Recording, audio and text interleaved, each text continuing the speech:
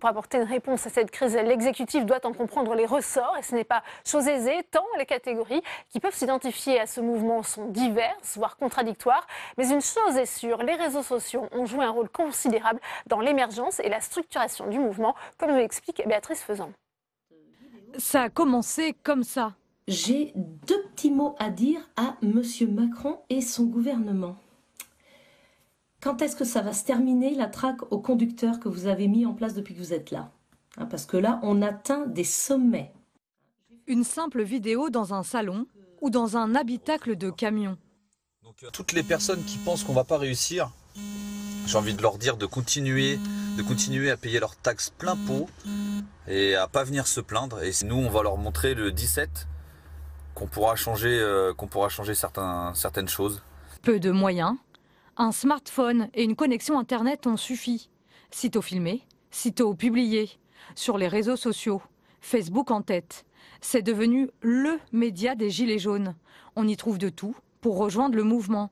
Informations pratiques sur les rassemblements, pétitions, appels à manifester, comme ici. Mais aussi photos et vidéos publiées en instantané et en immersion durant les manifestations. Pour éviter d'être récupérée, la mobilisation s'organise donc seule, avec les moyens à disposition, les réseaux sociaux. Depuis janvier 2018, Facebook a changé son algorithme de recommandation. Cette série de règles qui définit la manière dont les publications s'affichent sur le fil d'actualité de chaque utilisateur. Désormais, les interactions locales entre familles et amis sont privilégiées au détriment des contenus provenant des médias. Résultat, les messages de colère et aussi les fake news provenant des publications entre proches sont nettement plus visibles et amplifient le mouvement. Les Gilets jaunes cherchaient un nouveau corps intermédiaire. Il semblerait qu'ils l'aient trouvé. Et on ouvre le débat avec mes invités sur ce plateau. J'ai le plaisir d'accueillir Daniel Tartakovsky. Bonjour, merci d'être avec nous. Vous êtes professeur à l'université Paris 8, spécialiste des mouvements sociaux. Également sur ce plateau, Clara Schmelk, bonjour. Vous êtes journaliste, spécialiste des médias, philosophe. Également, vous allez nous éclairer sur ce rôle des médias sociaux dans le développement de ce conflit. J'accueille également Mathieu Gallard. Bonsoir, merci d'être avec nous. Directeur des études à l'Institut de sondage Ipsos. Et puis Fabrice Epelboin, vous êtes enseignant à Sciences Po, spécialiste des médias sociaux et du web. On voit ce mouvement, Daniel Tartakovsky, il échappe à toute classification. Est-ce que vous arrivez malgré tout à le qualifier? On voit que l'exécutif a réellement été pris de court. Vous venez vous-même de le qualifier. Il échappe à toute classification. On sent bien qu'on a du mal à trouver les mots pour le caractériser. Donc on hésite entre toute une palette de qualificatifs dont aucun ne se suffit à lui-même. D'une certaine manière, le gilet jaune est une manière de dire le nouveau. On a eu un mouvement qui non seulement a échappé de par son mode d'émergence aux formes classiques, mais il y a ici des tas d'intervenants qui le diront mieux que moi, mais qui, parce qu'il échappait aux formes classiques, a dû se doter de quelque chose d'extrêmement visible, qui n'avait pas de sens en soi, mais qui vient d'en prendre un fort. Les gilets jaunes sont les gilets jaunes, je dirais, c'est la couleur en lieu et place d'ismes. Quand les ismes disparaissent, il faut savoir nommer et montrer.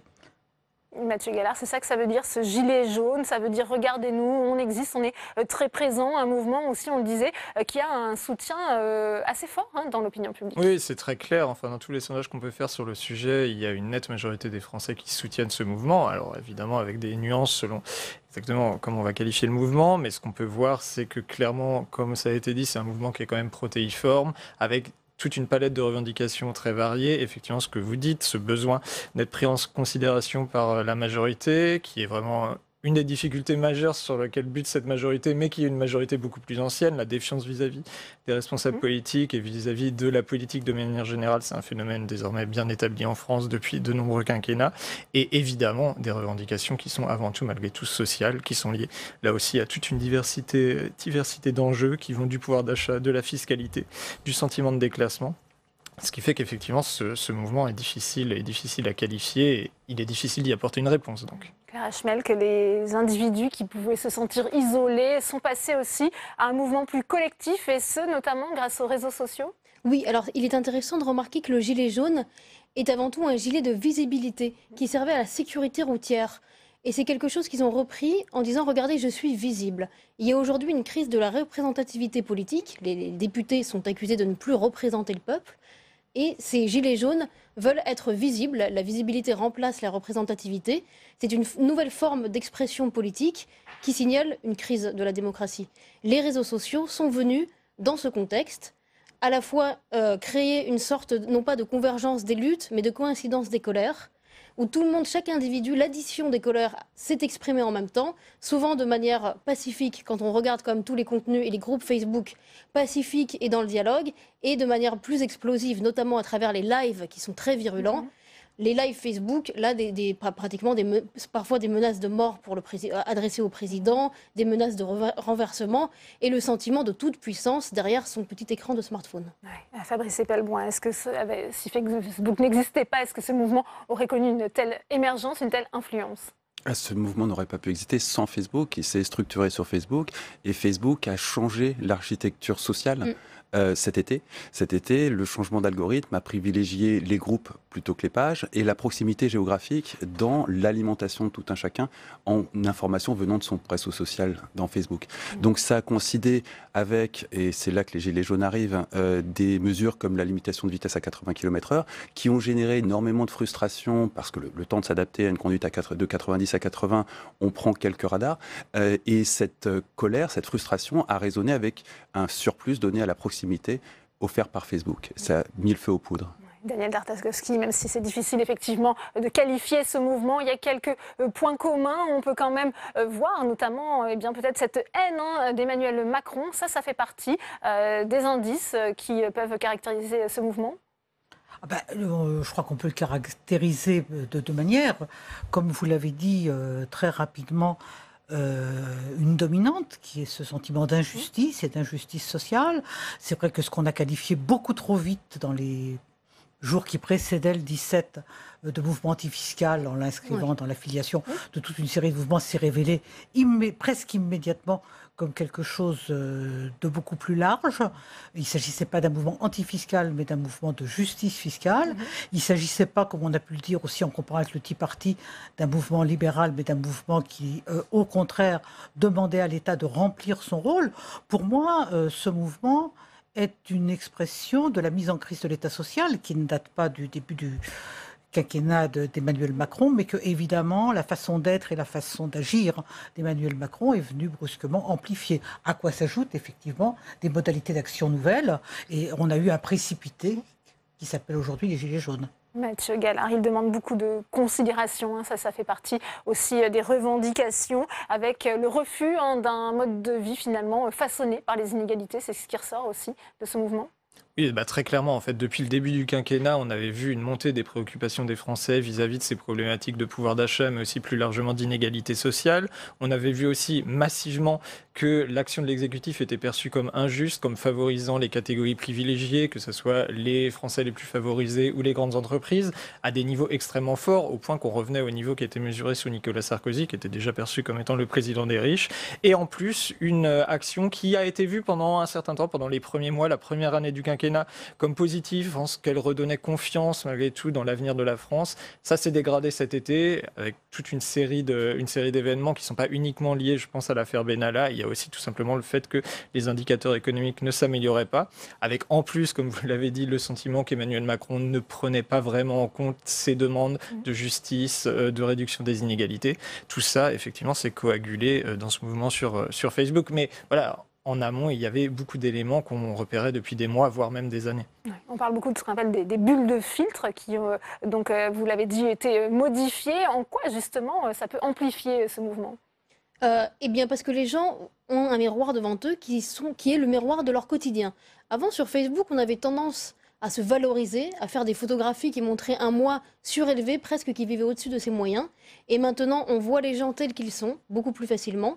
Il n'y a plus la médiation d'informations livrées par les médias. Donc on se retrouve entre nous. Ce phénomène est amplifié.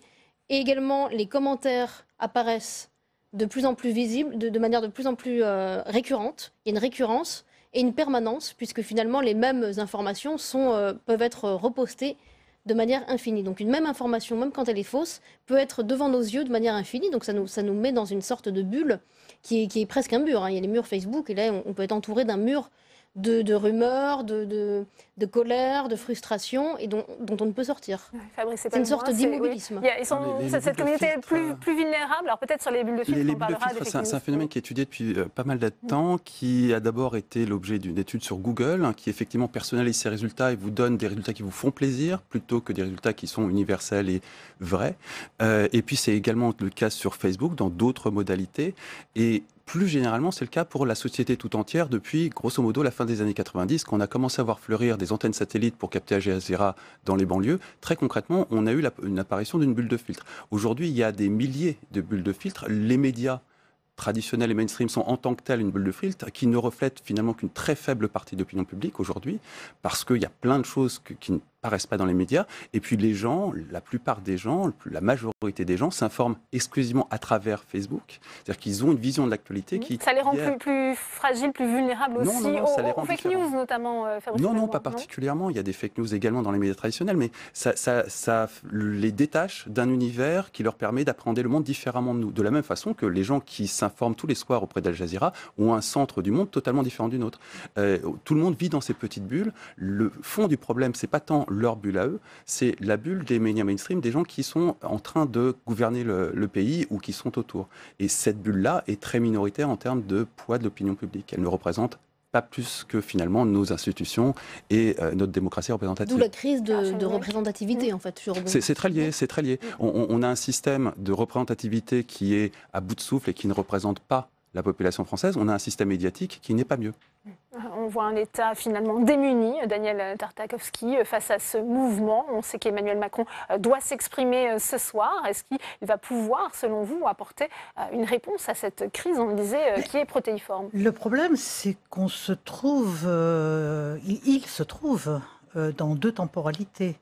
Les questions qui sont posées à la société française, qui sont posées à l'ensemble de nos sociétés industrielle. Je crois que ce qui se passe en ce moment en France est la forme nationale d'un mécontentement qui s'est exprimé dans quantité d'autres pays sous d'autres formes, qu'on appelle rapidement le populisme. Je ne suis pas sûre que ça nous éclaire beaucoup. Mais on a des formes de réponse nationale qui traduisent une mise en crise des systèmes qui avaient prévalu pendant des décennies. Il est bien évident que mettre en place, comme le disait Jean-Yves Le Drian, un nouveau modèle social, je crois que c'est ça la question. Un nouveau contrat social. Trouver les modalités oui, ça, je parlais. Mais trouver les modalités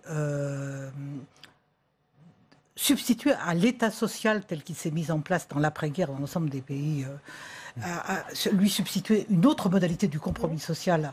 Lui, il dit contrat, moi je dis compromis. Et donc, un nouvel État social, ça ne se fait pas du jour au lendemain.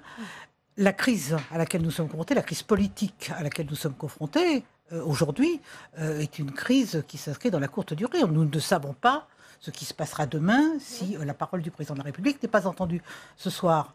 Alors, arriver à conjuguer cette exigence du moyen terme avec une urgence politique, le temps de la conjoncture, avec le temps de structure économique, politique et sociale, me paraît extrêmement difficile. Effectivement, ce problème de temporalité, Clara Chmel, les Gilets jaunes, ils veulent des réponses tout de suite. C'est Facebook, c'est une réponse immédiate, une adhésion. En gros, dans les groupes Facebook, c'est tu adhères ou tu dégages. Ça, j'ai déjà lu ce commentaire. Et pas tout le temps, mais souvent c'est ça. C'est très variable d'un groupe à l'autre. Les modalités de modération sont étonnamment variées d'un groupe à l'autre. Il y en a qui sont autoritaires. Ça dépend de le ou les administrateurs du groupe, de ce savoir-faire. Et là, on se heurte à une vraie réalité. C'est qu'on a exclu du champ médiatique et de l'expression publique une quantité faramineuse de gens depuis, encore une fois, la fin des années 90. Ceux-ci se sont réfugiés sur Internet depuis la fin des années 90. Ils ont vu arriver les pages perso, ils s'en sont saisis. Ils ont vu arriver le Web 2, puis les blogs, puis les réseaux sociaux. Donc, on a affaire à des courants politiques qui sont là-dedans depuis une génération. Et qui ne sont pas vraiment reconnus. Et qui sont totalement invisibles aux yeux de la classe dominante et qui plus est, qui ont appris leurs pratiques militantes, qui les ont développées, qui les ont inventées sur Internet depuis une génération. La transmission de savoir militant se fait de père à fils dans toute cette sphère-là, alors que chez la gauche traditionnelle, la droite traditionnelle et la République En Marche, c'est quelque chose de très nouveau, le militantisme sur Internet. Et on balbutie, on a des stratégies qui consistent à essayer de dupliquer ce qu'on faisait dans le réel, et ça ne marche pas du tout. Mathieu Gallard, je voudrais aussi vous entendre sur une autre dimension, autre particularité de ce mouvement, c'est les violences, hein, on l'évoquait. Est-ce que malgré cette dimension, il y a toujours ce soutien assez fort de l'opinion ? clairement, l'opinion était opposée à ces violences. Enfin, une majorité nous disait que voilà, ces violences n'étaient pas acceptables, mais malgré tout, elles étaient compréhensibles pour une très nette majorité de l'opinion. Et ce qui explique pourquoi, finalement, malgré les violences du week-end dernier, celles qui se sont quand même poursuivies encore ce week-end, il y a toujours ce soutien très net de l'opinion au mouvement. Et plus largement, il y avait aussi la dimension, au cours du week-end dernier, de savoir si cette violence allait vraiment exploser ou si le gouvernement allait réussir à la contenir. Manifestement, ça a été contenu. C'était vraiment un préalable absolu pour l'exécutif. Tout simplement parce que le maintien de l'ordre, c'est une prérogative du gouvernement. Et s'il n'arrive même pas à maintenir l'ordre à Paris, dans les grandes villes, il ne pouvait plus être audible. Maintenant, il y a effectivement la question de la réponse plus sociale à ce mouvement. Et là, effectivement, on va voir ce soir les réponses qui vont être apportées. Il y a effectivement absolument un besoin d'une réponse de court terme, vraiment donner en Français des marges de manœuvre en matière de pouvoir d'achat. Mais il y a aussi une réponse de plus long terme, et là, ça risque d'être effectivement plus compliqué dans des pays où la croissance est faible, où il y a des marges budgétaires extrêmement contraintes. On verra ce soir, mais ça semble quand même difficile pour l'exécutif. Est-ce qu'il y a une responsabilité de Facebook dans ces violences? Fabrice Epelboin, Clara Schmelk l'évoquait, avec ses lives aussi. Pas plus qu'il y a une On responsabilité. encourage cette violence. Il n'y a pas plus qu'il y a une responsabilité d'EDF dans les incendies. Oui, il y a une responsabilité parce que Zuckerberg a pris cette décision de passer d'une priorité sur les groupes par rapport aux pages, suite à une tournée qu'il a fait dans l'Amérique profonde à une époque où il s'imaginait devenir président des États-Unis. Entre-temps, ça s'est mal passé pour lui. Et c'était une décision politique. C'était une décision qui partait d'une volonté de favoriser ce qu'on pourrait appeler l'inclusion numérique au niveau local. Et effectivement, ça a eu exactement cet effet-là. Le problème, c'est que quand vous favorisez tout d'un coup l'inclusion numérique et le rapprochement et le tissu social local, vous allez trouver ce qui se passe en local et c'est pas très heureux. Comment expliquer, Daniel Tartakovsky, que ces mouvements ont déclenché une telle violence? Je crois que, oui, c'est toujours difficile à expliquer. Première remarque, il est rarissime en France que les organisateurs d'une manifestation, enfin c'est totalement exceptionnel, se réclament d'une violence stratégique. Alors, les Gilets jaunes n'ont pas d'organisateur en titre, mais c'est vrai que j'ai été très frappée par le nombre d'appels sur les réseaux sociaux à une violence qui se donnait comme stratégique. C'est un phénomène nouveau qui tient peut-être précisément à ce que c'était des individus qui s'exprimaient par les biais que vous évoquez mieux que moi, d'une part. D'autre part, je crois qu'on a affaire aujourd'hui à des Français qui se sentent acculés. Enfin, ce qui a été très frappant, et c'était un effet des réseaux sociaux, il se trouve que j'étais à l'étranger quand le mouvement a commencé. Internet aidant, j'ai été très vite aussi bien au courant que si j'avais été sur place. Et j'étais très frappée par, comme je n'avais que ça sous la main, c'était ces récits de vie qui se surajoutaient les uns aux autres et qui nous donnaient une image de la France absolument terrible. Et qui est exprimée pour la première fois. Absolument. Vous parliez de visibilité, donc il y avait effectivement la visibilité. Enfin, je suis très sensible à ce que vous dites sur les gilets comme instrument de visibilité et avec le retournement que ça constitue. Et puis cette visibilité de ce qu'il faut bien appeler de la difficulté, mais aussi quelquefois de la misère. Enfin, alors, quand on est acculé, n'oublions pas quand même que nous venons de vivre 3 grands échecs sociaux avec la très forte mobilisation contre la loi El Khomri, échec, la mobilisation contre la loi Pénicaud, échec, la mobilisation sur la SNCF, échec. Donc on n'est pas entendu, on n'est pas vu. Quand on lutte par les voies normales, il ne se passe rien. Nuit debout, les gens étaient pacifiques, ils ont réuni des petits comités, ils ont fait une radio Nuit debout, et finalement, ils ont été très peu. Sur de violence, on a une mécanique avec une boucle de rétroaction positive sur la violence qui est en tout point similaire à la Tunisie, avec un tempo plus lent, parce que là, on a affaire à une ponctuation hebdomadaire. C'est des gens qui travaillent et qui consacrent le week-end à la révolution. Et la boucle de rétroaction positive, en Tunisie, c'était manifestation, violence policière, film de la violence policière, qui arrive sur Facebook et qui donne 2 manifestations, 2 violences policières, 4 manifestations et ainsi de suite. Là, on a une boucle de rétroaction positive qui est alimentée par l'information quotidienne qu'on a tous sur l'injustice fiscale totale, que ce soit Carlos Ghosn ou tout un tas de types d'informations qui nous arrivent quotidiennement et qui alimentent cette colère et cette haine. Et là, on ne peut pas vraiment sortir. Et je voudrais faire juste une remarque sur le fait que l'État ait contingenté la violence. De toute évidence, à en croire les déclarations de la préfecture de Paris dès dimanche matin, c'est absolument pas le cas. Ça, c'est le traitement médiatique des médias mainstream. Il se trouve que, comptablement, quand on regarde les dégâts, c'est absolument pas le cas. La violence, elle est en augmentation, non seulement à Paris, mais dans toutes les villes de province. Le traitement médiatique totalement déphasé, qui effectivement tablait sur « non, tout c'est calmé suite à une montée de la tension organisée par le gouvernement est catastrophique parce que le roi est nu. On en est là. C'est-à-dire que comme on nous annonçait des morts... Hein, oui, alors évidemment, le gouvernement a été de faire monter les tensions pour... Je voudrais aussi vous entendre sur un autre élément qui concerne les réseaux sociaux, avec toujours des soupçons d'ingérence russe. Est-ce qu'ils sont fondés? Clara Schmelk et ensuite Fabrice Ebel. Je vous donne la parole, Mathieu. Alors en fait, c'est le Time et Bloomberg, l'agence Bloomberg, qui ont enquêté sur des comptes Twitter, qui disent avoir enquêté sur des comptes Twitter, et qui seraient de l'étranger, il y aurait eu 1600 tweets par jour. Oui, qui n'auraient pas été effectivement, des comptes reliés. Déjà, entre la fréquence et l'influence, c'est quand même pas les mêmes termes. Et ça n'a pas l'air très, très fondé. Il faudrait voir déjà sur le plus long terme et puis voir quel serait l'intérêt de ce point. C'est un domaine que j'enseigne depuis 10 ans et qui me passionne, qui s'appelle l'astroturfing. Aujourd'hui, on a très clairement repéré 2 tentatives d'ingérence qui clairement ne viennent pas de France.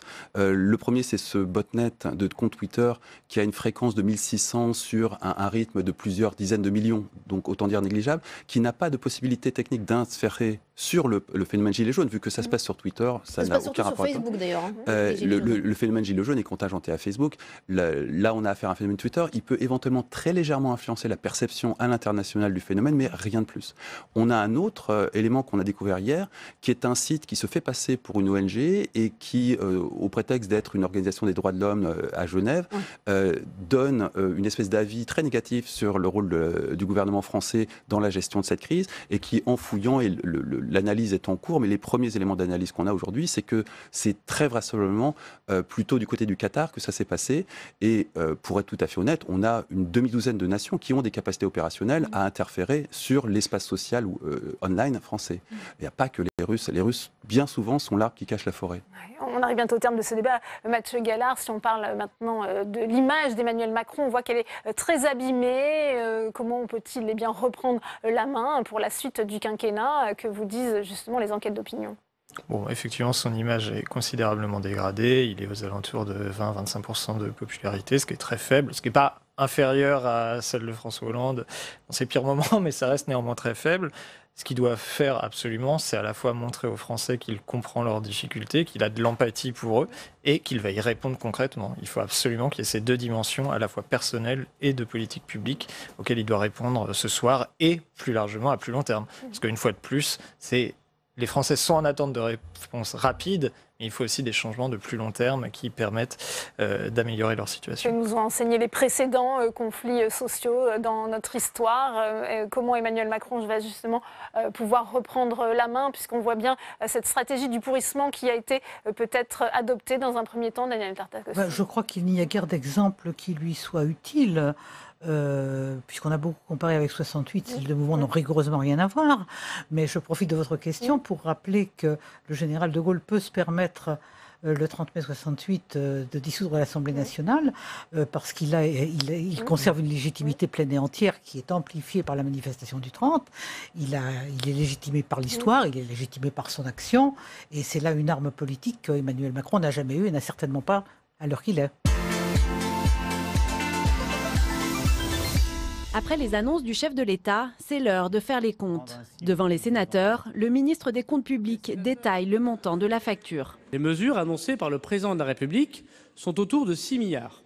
C'est-à-dire 10 milliards en tout, 4 milliards de recettes en moins taxation carbone, entreprises plus citoyens, et 6 milliards qui consistent à la fois à une baisse de la CSG pour les gens qui ont moins de 2 000 € de revenus lorsqu'ils sont retraités, la défiscalisation des heures supplémentaires et l'avancée des heures supplémentaires désocialisées, c'est autour de 1,6 milliard d'euros, plus les annonces faites effectivement sur les 100 € appliqués aux personnes au SMIC. Mais au sein de la majorité LR, comme au sein de l'opposition, les interrogations demeurent. J'étais stupéfait de voir le président de la République, en 13 minutes, dépenser 12 milliards, sans baisser le train de vie de l'État, c'est-à-dire la dépense publique. Ça, c'est un miracle. Nous allons voter aujourd'hui même au Sénat la loi de finances pour l'année prochaine.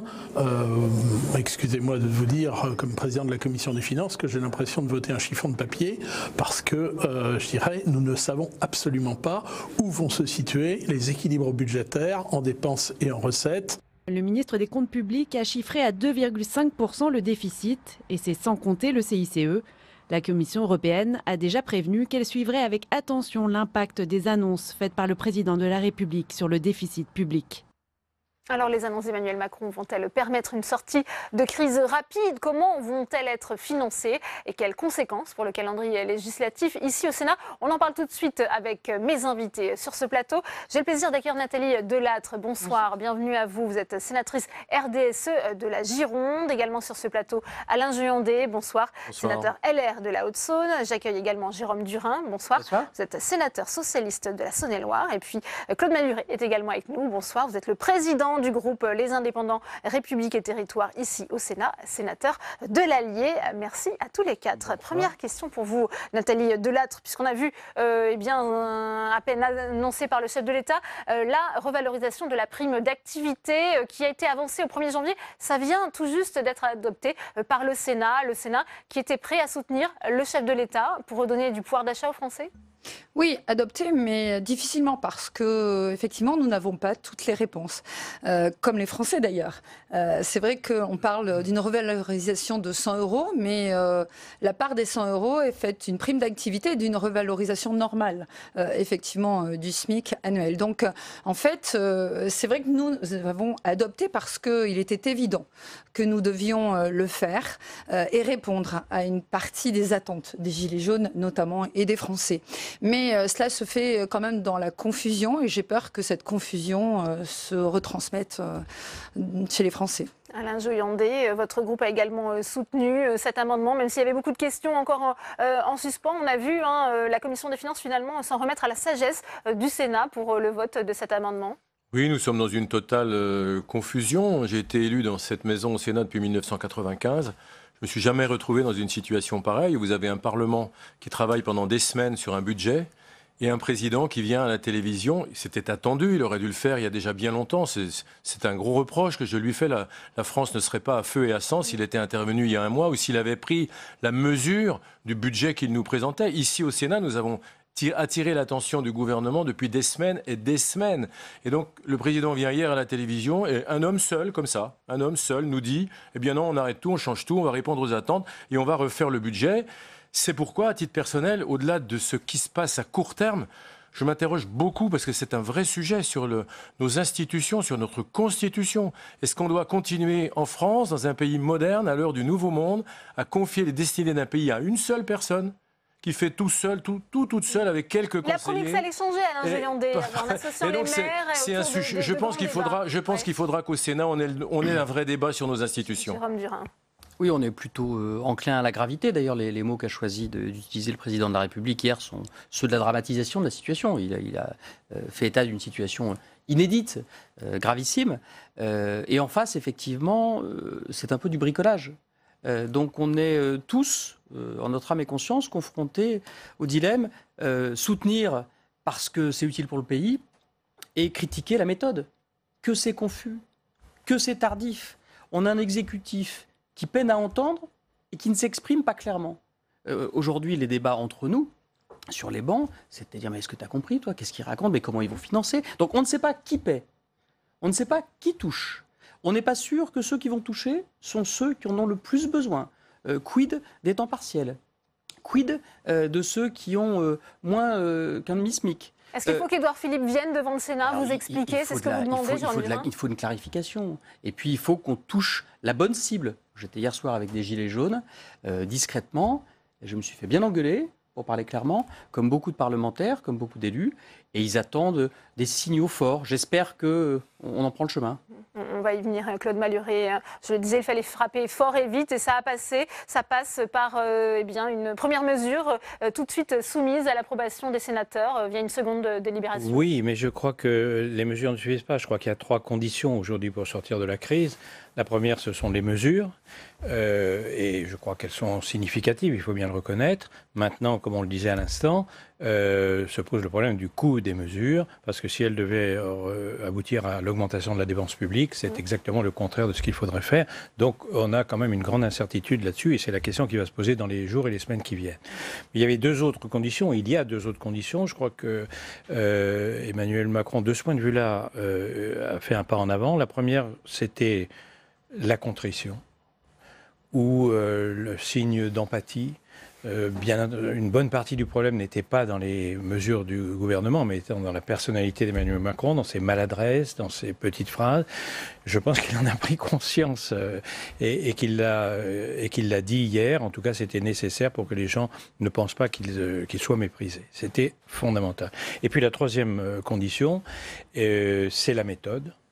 Il a lancé des pistes et je pense que là, nous avons une responsabilité. La piste, ça consiste à dire, ce que je disais d'ailleurs jeudi dernier au Sénat, c'est que la loi ne se fait pas sur les ronds-points, elle se fait au Parlement. Et qu'elle se fait par les élus, et que le mouvement aujourd'hui, il exprime des revendications, il a aussi des problèmes, outre les casseurs, il a le problème, on a l'impression que ce n'est pas seulement le président dont on veut qu'il dégage, mais c'est l'ensemble du système politique. On est sénateur, il y a des députés, il y a des élus locaux, il y a des syndicats, il y a des corps intermédiaires.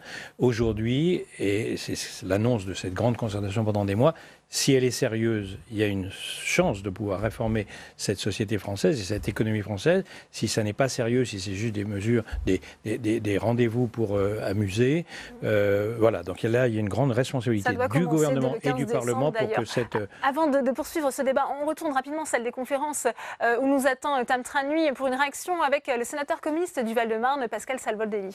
Oui, Pascal Savoldelli, on parlait bien de l'intervention hier du président de la République hier soir. Comment est-ce que vous avez jugé cette intervention? Est-ce qu'il n'y a pas quand même eu des avancées, de petites avancées? Écoutez, le président de la République a été obligé d'être un peu humble. C'est nouveau. Et puis il a été obligé de reconnaître la légitimité de ce qui se passe comme lame de fond dans l'opinion publique française. Voilà. On parle d'état d'urgence économique et sociale, effectivement, il qualifie... L'état d'urgence économique, sociale et démocratique aussi. Et alors après, les réponses sont troublantes. On peut dire un recul. Lequel?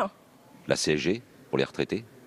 C'était un recul attendu, qui nous avait été d'ailleurs refusé pendant des mois et des mois. L'annulation de cette hausse pour les retraités qui ont moins de 2 000 euros par mois. Moins de 2 000 euros par mois, vous avez raison. Et alors après, ces 100 euros pour ceux qui ont le SMIC, c'est un choix de communicant. C'est pas un choix politique, c'est grave. Puis quelle est la réalité? C'est une prestation sociale, la prime de revenu d'activité. C'est une prestation sociale. Il ne va pas y avoir, les smicards ne vont pas être augmentés de 100 euros. Il n'y aura pas 100 euros de plus sur la fiche de paye à la fin du mois, c'est bien ça que vous dites? Ben non, puisque c'est à la CAF, madame, qu'il faut aller chercher la prime d'activité. Et vous êtes éligible à cette prime en fonction de vos ressources, de la composition de la famille. Il ne faut pas avoir allocation logement, sinon vous n'avez pas cette prime. Et vous devez renouveler cette demande tous les 3 mois auprès de la caisse d'allocation familiale. C'est une prestation sociale. Ce n'est pas une rémunération du travail. Et c'est d'ailleurs la raison pour laquelle le groupe communiste a été le seul à s'abstenir tout à l'heure sur ce deuxième vote, cette seconde délibération qui a été demandée tout à l'heure. Les autres groupes l'ont voté. Beaucoup ont dit que ça reste très flou, mais c'est pour le signal. La prime d'activité, elle a été mise en place en 2016, au début de l'année 2016. Il fallait à ce moment-là augmenter le SMIC. Là, la prime d'activité n'est pas un revenu supplémentaire du salaire. C'est cette question-là qui est posée par l'opinion publique. C'est qu'il y a des gains de productivité qui ont baissé et il y a des salaires qui n'ont pas augmenté depuis 2008 quasiment. Du coup, comment est-ce que vous jugez cette annonce du chef de l'État? Vous trouvez que c'est mensonger la façon dont finalement cela apparaît dans le budget 2019? Je pense déjà que la communication politique l'emporte sur l'action politique. C'est-à-dire, vous voyez, c'est 100 euros pour les gens ayant le SMIC, c'est de la communication, c'est pas de l'action politique. Sinon, ça aurait été réfléchi, pensé. Voilà. On comprend aussi qu'il y avait urgence à éteindre l'incendie, qu'il y a eu certainement de l'impréparation de la part du gouvernement, mais que là, ils essayent de faire des propositions pour calmer la colère et que tout n'est pas encore réfléchi et financé. Et madame, c'était simple. On mettait en place l'impôt de solidarité sur la fortune. On augmentait réellement le SMIC. Le SMIC, le salaire, c'est-à-dire que tout de suite, automatiquement, en janvier, à mon avis, pour un montant de 200 euros on pouvait augmenter l'ensemble des salaires, avec les conséquences que ça a pour les salaires au-dessus, qui bénéficieraient bien sûr de cette augmentation du SMIC. Bien, merci beaucoup Pascal Savoldelli pour votre réaction. On l'a compris, bien pour vous, ces annonces, bien, elles étaient insuffisantes. Insuffisantes, oui, ça c'est sûr. Dans un moment où vous sentez bien qu'il y a une crise de l'offre politique, madame. Merci beaucoup. Merci à vous, Tam. On va poursuivre justement sur ce thème. Nathalie Delatte, Claude Maluret évoquait l'amorce de mea culpa du chef de l'État, suivi d'un changement de méthode annoncé avec davantage de concertation. Notamment, il va se rendre, le chef de l'État, dans chaque région, a-t-il dit, à la rencontre des maires. C'est salutaire pour sauver son quinquennat.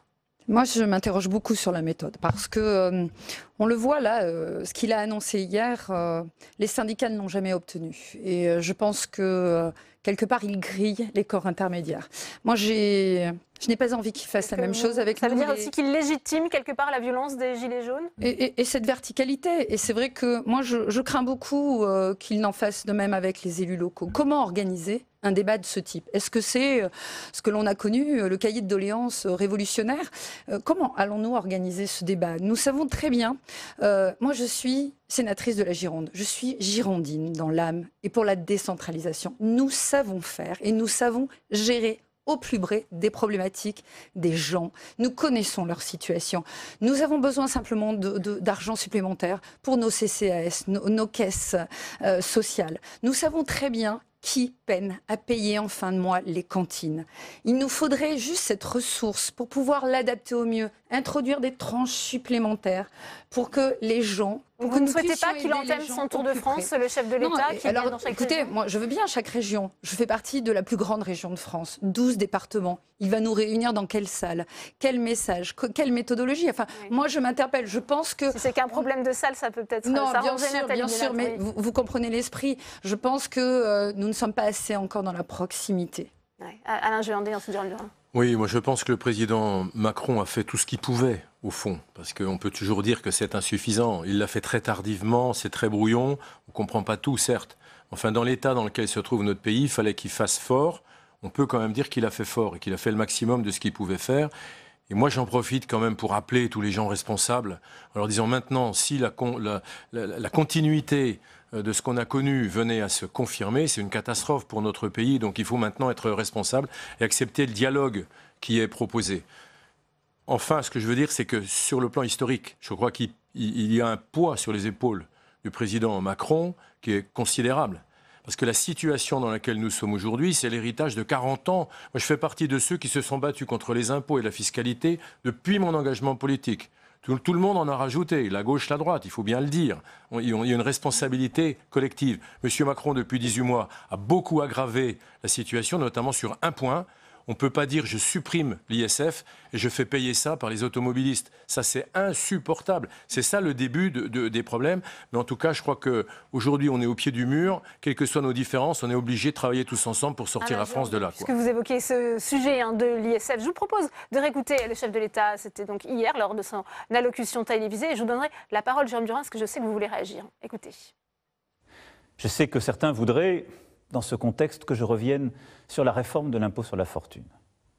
Mais pendant près de 40 ans, il a existé. Vivions-nous mieux durant cette période? Les plus riches partaient et notre pays s'affaiblissait. Conformément aux engagements pris devant vous, cet impôt a été supprimé pour ceux qui investissent dans notre économie et donc aident à créer des emplois. Et il a été maintenu au contraire pour ceux qui ont une fortune immobilière. Revenir en arrière nous affaiblirait, alors même que nous sommes en train de recréer des emplois dans tous les secteurs. Jérôme Durain, pas de virage social sans réinstauration de l'ISF, c'est ce que vous dites? Je pense que la crise que nous traversons, elle repose sur des attentes symboliques. Des attentes qui sont démocratiques et des attentes qui sont en termes de pouvoir d'achat. Ce qu'on paye dans la période, c'est des choix personnels du président de la République, c'est une crise longue des finances publiques, une crise économique, un des aveux latents et maintenant exacerbés vis-à-vis de la représentation nationale. Mais ces attentes de la population, elles sont extrêmement fortes. Et la question de l'ISF, l'injustice qu'Alain Joyandet vient de décrire, c'est la première chose dont on nous parle quand on rencontre les Gilets jaunes. Donc il y a cette attente-là, il y a l'attente démocratique au niveau démocratique, on a une démocratie représentative qui représente peu. Il a fallu quand même en faire beaucoup pour que cette génération spontanée du macronisme entende tous ces députés hors sol qui n'ont pas compris qu'il fallait faire un travail de terrain au plus près des citoyens. Donc moi, je pense qu'il y a toutes les questions qui ne sont pas traitées. La démocratie, c'est quoi? La transition écologique, plus personne n'en parle. C'est quand même un petit sujet. Hein. La maison brûle et on regarde ailleurs, ça continue. Il y a la question, au fond, du partage des richesses. Effectivement, la prime d'activité, c'est une prestation. C'est compliqué, c'est administratif, c'est bureaucratique, c'est tous les 3 mois. Ça dépend de la composition de la famille, du revenu fiscal. Donc, comment on partage les richesses? Ça, c'est une question à laquelle il faut une réponse claire. C'est une erreur, Claude Malhuret, pardon, de ne pas avoir réinstauré hier soir l'ISF. C'était une demande de nombreux gilets jaunes qui ne sont d'ailleurs pas convaincus dans leur ensemble par ces annonces et qui annoncent un acte 5 pour samedi. Oui, alors vous avez posé 2 questions, celle de l'ISF et celle de la méthode des réunions en région. En ce qui concerne l'ISF, je pense que la maladresse principale, ça a été de commencer par l'ISF. Et de commencer par l'ISF et par la baisse des allocations logement. C'est un signal qui, depuis, lui colle à la peau et qui est particulièrement maladroit. Moi, je suis pour la baisse des impôts pour tout le monde. La baisse des impôts pour ceux qui ont un faible pouvoir d'achat, parce que c'est d'abord pour eux, et ensuite pour relancer l'économie à partir de la consommation. Donc, bien entendu, c'est ce qui commence à se faire. Mais baisse des impôts aussi pour ceux qui créent des entreprises. Aujourd'hui, quel est le problème de l'ISF? C'est que nous sommes les derniers en Europe à avoir maintenu cet impôt et que les start-upers aujourd'hui, soit s'en vont directement, soit une fois qu'ils ont créé leur entreprise et gagné de l'argent, ils s'en vont dans un deuxième temps. Donc, pour moi, il ne faut pas faire de démagogie. Il y a à la fois ceux qui ont besoin de l'argent des impôts pour vivre, et il y a à la fois ceux qui partent aujourd'hui et qui quittent le pays. Et dans cette concurrence mondiale avec la Chine, les États-Unis et les pays européens, je pense que il ne faut pas faire de démagogie, et par conséquent, il faut aussi avoir ce courage. Et après tout, c'est du courage de l'avoir dit, d'autant plus qu'il a précisé, je crois que les gens peuvent le comprendre, que la nouvelle imposition frappe la fortune immobilière et exonère les créateurs d'entreprises. De ce point de vue-là, moi, j'ai rien à dire. Ouais. Deuxièmement, c'est pas un message qui passe bien auprès des Gilets jaunes. Oui, ça, mais pas. J'ai envie de le rappeler, ils ont besoin de symboles aussi. Oui, mais pas auprès de moi. Moi, je veux la baisse des impôts et je veux la baisse des dépenses publiques. Et on peut pas y arriver. On peut pas dire à la fois baisse des impôts et augmentation de la dépense publique, ou augmentation des impôts et baisse de la dépense publique. C'est pas normal. Alors, deuxième question que vous avez posée. On viendra peut-être sur la concertation avec les régions, si on reste sur ce thème de l'ISF. Je voudrais, pour illustrer les propos de Claude Malhuret, dire qu'avec Nicolas Sarkozy, lorsque nous avons fait le bouclier fiscal à 50%, pour faire en sorte que, y compris les gens qui ont beaucoup de revenus, ne payent pas plus de 50%, en même temps, nous avons fait les heures supplémentaires détaxées. Une baisse d'impôt générale, à la fois pour ceux qui ont beaucoup d'argent, enfin plus d'argent, et pour ceux qui travaillaient. D'ailleurs, je regarde mon collègue d'en face, lorsque le gouvernement de M. Hollande a décidé un peu comme ça, de manière un peu légère, de supprimer les heures supplémentaires détaxées qui profitaient à 8 millions de foyers, ça a été le commencement de la dégringolade. Pourquoi? Parce que c'était l'illustration de l'injustice. Et donc, il faut faire très attention parce que les Français, il ne faut pas les prendre pour des imbéciles. La justice fiscale, ils la comprennent très très bien. Ils sont prêts à faire des efforts, ils sont prêts à travailler plus, ils sont prêts à payer des impôts, mais ils veulent que ce soit juste. Et ce qu'a fait Emmanuel Macron n'a pas été ressenti, non seulement ressenti, mais n'a pas été réellement juste. Jérôme Durain. Dans un monde hyper connecté, les questions, elles sont toutes planétaires. La question environnementale, elle est planétaire.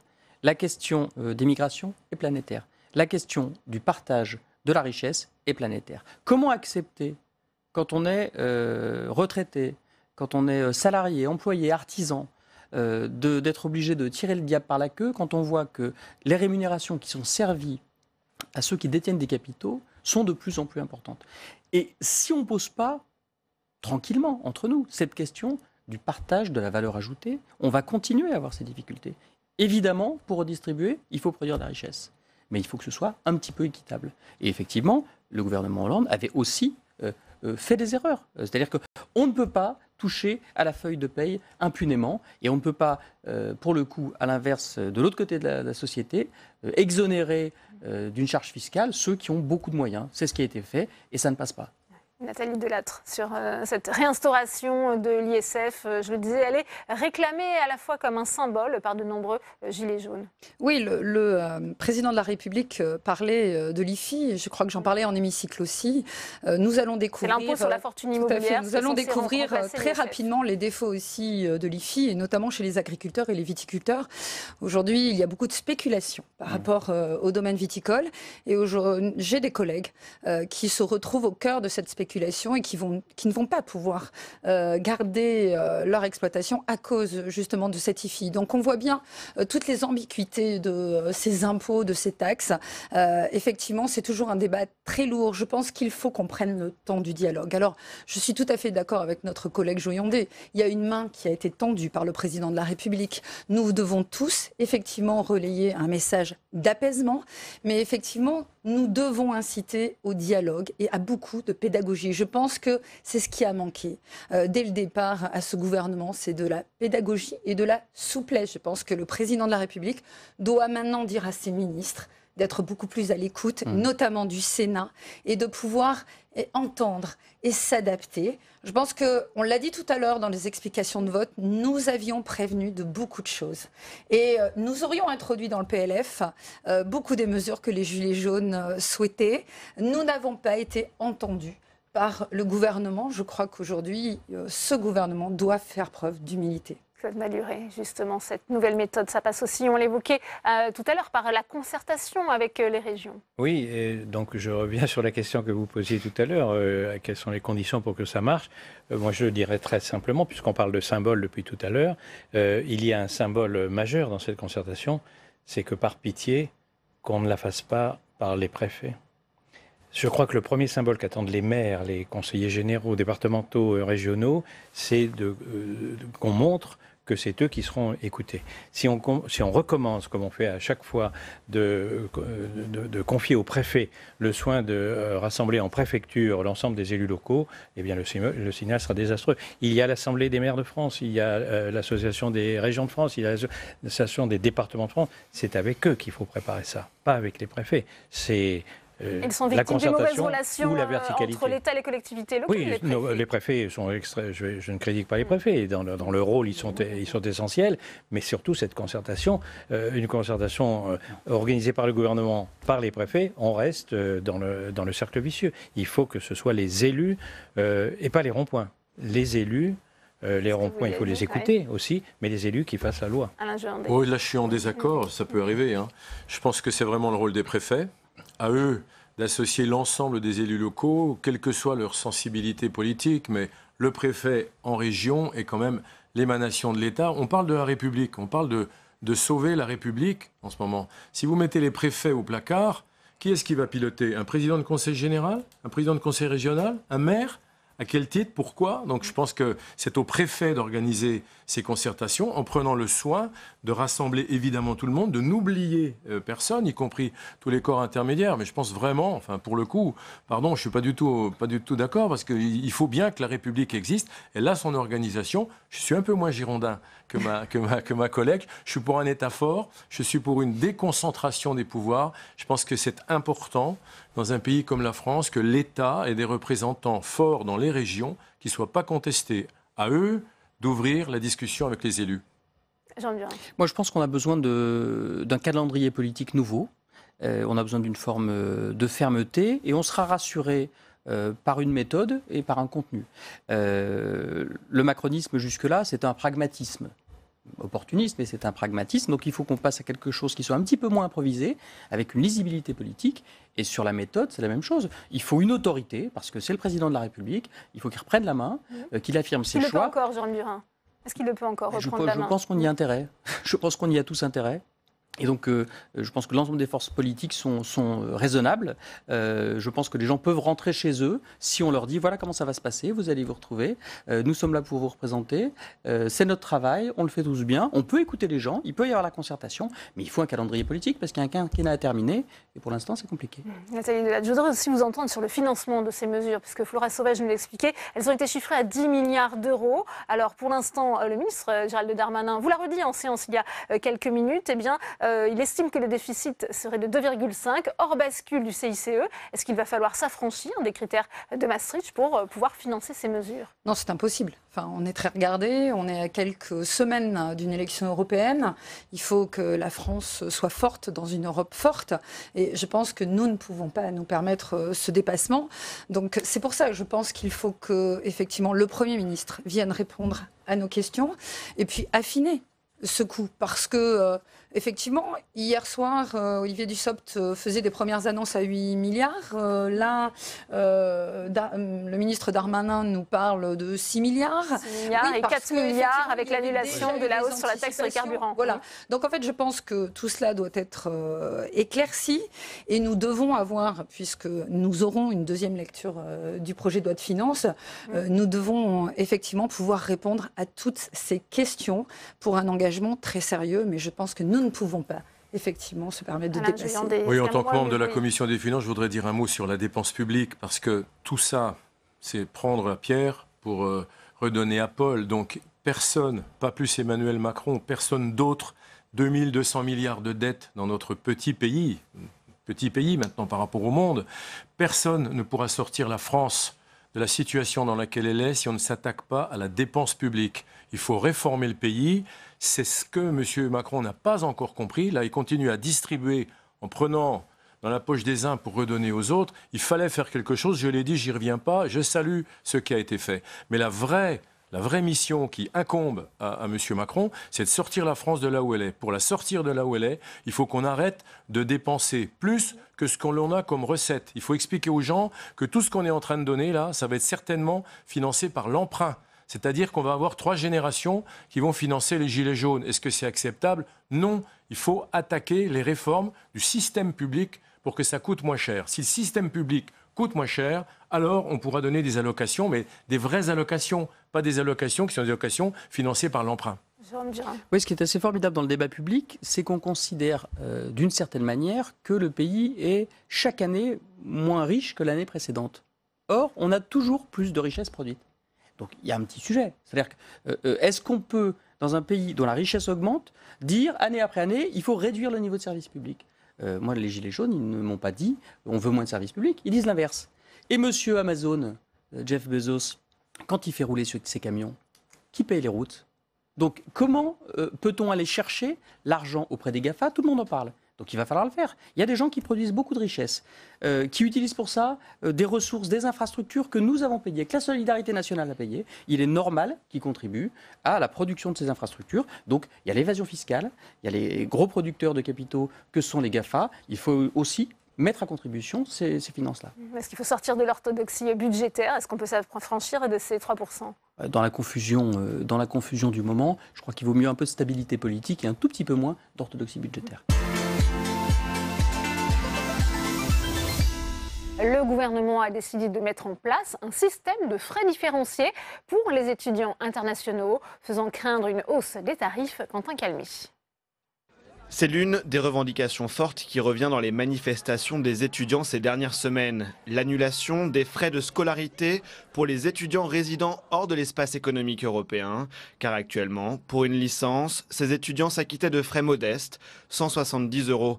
À partir de la rentrée 2019, le montant passe à 2270 €. Pour un master et un doctorat, les frais de scolarité passeront de 243 et 380 € à 3370. Pour les syndicats étudiants, que ce soit l'UNEF ou la Fidel, ces hausses sont inacceptables. D'où, depuis plusieurs jours, une tentative de déminage de l'exécutif. Dans un courrier très argumenté, adressé au président d'université, la ministre de l'Enseignement supérieur justifie ces hausses de frais. Selon Frédéric Vidal, le nombre d'aides aux étudiants défavorisés va être largement augmenté. Les bourses et exonérations délivrées par les services diplomatiques seront plus que doublées et passeront de 7 000 à 15 000. La ministre, qui s'engage par ailleurs à développer l'intégration des étudiants. De même, les étudiants internationaux ayant obtenu un master ou un doctorat pourront désormais, à l'issue de leurs études, bénéficier d'un titre de séjour pour rester ou revenir en France et y travailler s'ils le souhaitent. Problème, il y a seulement quelques mois, la même ministre s'opposait à une modification de la loi sur la hausse des frais universitaires. Lors de l'examen au Sénat du projet de loi sur Parcoursup, des sénateurs avaient porté et fait voter des amendements en ce sens, et ce, donc, contre l'avis du gouvernement. Nous avons, au niveau de l'État français, un certain nombre de conventions qui sont passées avec d'autres États concernant l'accueil des étudiants. C'est pourquoi je crains que nous ayons un véritable problème juridique, puisque ce serait très compliqué de savoir qui exactement pourrait être soumis à ces droits, dispensé de ces droits. Le gouvernement, qui a évolué sur la question depuis février donc, mais déjà, à l'époque, les sénateurs avaient proposé de remettre à plat la question des échanges internationaux d'étudiants et des accords de coopération qui allaient avec. Voilà, et on va ouvrir le débat en plateau avec mes invités. J'ai le plaisir d'accueillir Iliana Sicurel. Bonjour, merci d'être avec nous. Vous êtes avocate, membre du bureau exécutif de La République En Marche. Je précise que vous êtes également déléguée nationale à la Société de la Connaissance et initiatrice du mouvement citoyen Je m'engage pour l'école. Absolument. Bienvenue à vous. Sur ce plateau également, Pierre Ouzoulias. Bonjour, vous êtes sénateur communiste des Hauts-de-Seine. Vous allez interpeller la ministre cet après-midi en séance sur ce dossier. Vous allez nous expliquer pourquoi dans un instant. Olivier Paccaud, bonjour, merci d'être avec nous. On vous a vu dans ce reportage de Quentin Calmet, sénateur LR de l'Oise. Et puis Khaled Bouabdallah, bonjour, merci d'être avec nous. Vous êtes vice-président de la conférence des présidents d'université, président de l'Université de Lyon. Bienvenue à vous. Première question justement, puisqu'on a vu bien la CPU qui demande au gouvernement de suspendre cette hausse des frais d'inscription pour les étudiants extra-communautaires. Vous nourrissez de nombreuses inquiétudes. Vous dites bien que ça pourrait exclure notamment les étudiants et les doctorants? Oui, écoutez, nous, ce qu'on considère, c'est que les conditions pour qu'une telle mesure puisse être appliquée ne sont pas réunies. Des très nombreuses questions se posent sur les conséquences, l'opportunité, etc. Il y a des oppositions aussi à cette mesure qui existent, qui sont réelles dans un certain nombre d'établissements, et certains établissements qui sont aujourd'hui même bloqués, même s'ils sont très peu nombreux. Donc tout ça fait que notre position, c'est de dire au gouvernement et à notre ministère en premier lieu, d'ouvrir une concertation tout de suite, si possible, de façon à ce qu'on puisse vraiment discuter des enjeux de ce changement, des conséquences de ce changement, et qu'ensuite on puisse effectivement voir comment on peut ou pas l'appliquer. Iliana Sicurel, comment le gouvernement justifie-t-il cette mesure, puisqu'on a vu peut-être un revirement, notamment de la part de la ministre lors des discussions dans l'hémicycle? Je crois que revenons à l'essentiel. Je pense qu'il y avait un enjeu juridique qui a été réglé, et je crois que l'essentiel, c'est cette stratégie qui a un très joli nom, qui s'appelle Bienvenue en France, et qui a un enjeu très important pour notre université. Et je crois que ce qui est important, et je m'adresse aussi au président d'université présent sur le plateau, c'est qu'on est quand même d'accord sur beaucoup de choses. On est d'abord d'accord sur un constat, qui est qu'aujourd'hui, la France est 4e dans l'accueil des étudiants. Elle est même première des pays non anglophones, mais on constate, et ça tout le monde est d'accord aussi, qu'on est vraiment en situation de danger. On va probablement, si nous ne faisons rien, reculer, voire dégringoler, parce que nous ne faisons plus partie des 20 pays qui connaissent le progrès le plus fort en matière d'accueil, alors même qu'il y a de plus en plus d'étudiants. La Turquie ou l'Arabie Saoudite, voilà. par exemple, donc si nous ne faisons rien, nous allons dégringoler. Et là-dessus, tout le monde est d'accord. Le constat, il est celui-là, et on connaît aussi des points de faiblesse. Les points de faiblesse, c'est des visas trop compliqués, donc il faut passer à du numérique, c'est ce qui est proposé. C'est un accueil qui n'est pas suffisant, notamment en termes de logement, mais aussi en termes humains. C'est évident. Donc il faut donc là-dessus, il faut qu'il y ait plus d'investissement. Ah oui, d'accord, mais il faut quand même trouver le moyen de le financer. Et enfin, le troisième point sur lequel on est d'accord, c'est en termes de langue. Il faut que le français et langue étrangère soient assurés avec la qualité égale partout, et aussi qu'on accepte l'idée qu'on puisse parfois enseigner dans une langue étrangère, parce que la francophonie, c'est pas seulement faire venir les étudiants qui parlent déjà français, mais attirer des étudiants qui ne parlent pas encore français. Maintenant, là où je comprends l'inquiétude et je veux y répondre, c'est que nous voulons à la fois renforcer cette attractivité de la France sans perdre notre tradition de solidarité vis-à-vis... Ça peut apparaître comme repoussoir, la hausse des frais d'inscription. Oui, mais justement, alors je tiens à dire qu'il y a une politique politique de bourse, on n'en parle pas assez, qui va conduire à une multiplication par 3, pas par 2, par 3 des bourses, qui profiteront donc justement à ces étudiants. Il est hors de question qu'un étudiant, et nous y sommes aussi sensibles que tout le monde sur ce plateau, et je crois les téléspectateurs, au fait que nous devons rester dans cette tradition d'accueil et que les étudiants ne doivent pas avoir à y renoncer pour des raisons financières. Donc nous sommes dans une politique de bourse qui le permettra. Oui, Pierre Ouzoulias. Oui, moi je suis d'accord de revenir à l'essentiel. Et l'essentiel, c'est l'universalité de la science française. Vous avez cité Madame Vidal qui était opposée, mais Monsieur Attal aussi était opposé à la mesure. Et je vous cite ce qu'il nous disait, c'était en février. C'est plus intéressant de parler du présent et de l'avenir. Mais vous me laissez parler ici, c'est la règle au Sénat. Donc Monsieur Attal disait « Les étudiants étrangers deviennent ensuite les ambassadeurs de la France dans leur pays et transmettent des valeurs. » Ce dont il est question, c'est ça. C'est transmettre les valeurs de la pensée française et de la francophonie. Donc qu'on nous renvoie, comme Madame Vidal, des questions techniques, juridiques, on est hors du sujet. Hors du sujet. La question fondamentale, c'est est-ce que la France peut encore jouer un rôle dans la pensée mondiale ? Nous disons oui. Par ailleurs, sur les bourses, chers collègues, sur les bourses, nous travaillons sur le budget. Et nous avons vu le budget du ministère des Affaires étrangères. La multiplication par 3 des bourses n'est pas financée. Multiplié par 2. Non, vous me laissez parler. Il y a 3. Il n'y a pas un radis, si je puis m'exprimer de façon un peu vulgaire. Et M. Le Drian nous disait qu'il était très content d'avoir stabilisé le niveau des bourses. Donc la mesure dont la ministre nous parle n'est pas budgétisée comme d'autres mesures en ce moment. En ce moment, c'est la règle. À 15 000 voilà, bourses, ça n'est pas en ce moment, il y a un exercice. C'est ce que vous nous dites, Pierre Ouzoulias. Olivier Paccaud, je voudrais vous entendre également, puisque vous, on a entendu, vous aviez soutenu à l'époque cette mesure. Pourquoi ?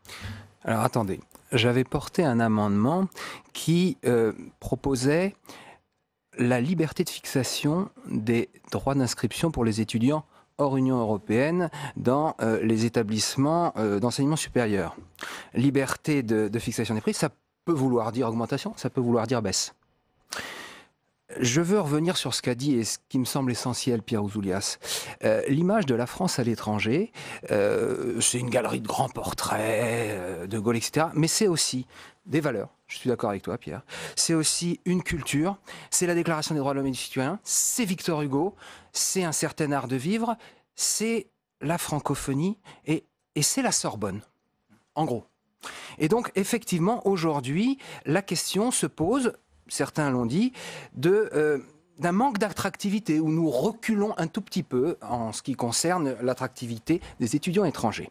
Alors, pour que notre université redevienne plus attractive, il faut certainement lui donner des moyens. Alors ces moyens, il y a plusieurs façons. Il y a le budget de l'État. Bon. Et puis, il y a éventuellement la hausse des frais d'inscription des étudiants venus hors Union européenne. Madame Vidal l'avait effectivement repoussé avec dédain. Avec dédain. C'était dans la loi OR en février 2018. Aujourd'hui, j'étais très surpris d'entendre le message du Premier ministre. Franchement, j'ai été stupéfait. Mais il faut vraiment se poser la question sur la stratégie. Il y a une vision budgétaire actuellement de la part du gouvernement dans tous les domaines et notamment dans ce domaine. Il n'y a pas de vraie stratégie. Je le regrette. Il va falloir y venir. Et je pense qu'on va pouvoir avancer dessus là. Hélène Boidala, on disait il y a eu cette lettre de la ministre adressée à tous les présidents d'université, pas de quoi vous rassurer. Pourtant, ça a été rappelé, il y a de nombreuses mesures dérogatoires. Ça ne concernera pas les étudiants qui ont déjà entamé leur cursus en France. Ce sera seulement pour les nouveaux entrants. Non, je crois que la lettre de la ministre, en effet, permet de préciser un certain nombre de choses qui sont tout à fait utiles, permet d'ouvrir un certain nombre d'options aussi sur comment on peut mettre en place les dispositifs, parce que c'est relativement compliqué et assez technique. Donc, de ce point de vue-là, la lettre, elle est tout à fait utile.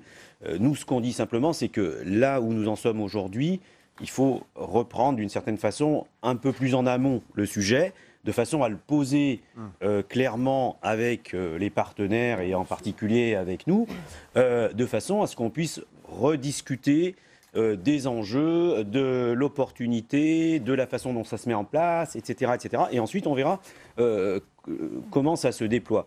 Donc c'est ça que nous disons aujourd'hui, mais j'étais, par rapport à ce que disait Madame Sicurel, je suis parfaitement en phase et tout à fait d'accord sur les enjeux, sur l'attractivité internationale, sur la perte du rang qui est le nôtre aujourd'hui, parce que tout doucement ça s'effrite, sur le fait qu'un des enjeux c'est de prendre part à l'explosion de la mobilité internationale des étudiants à l'échelle mondiale, et que si on veut jouer dans cette cour-là, il va falloir aussi qu'on dope très sérieusement nos capacités et notre qualité d'accueil des étudiants, parce que c'est aussi là-dessus que ça va se jouer.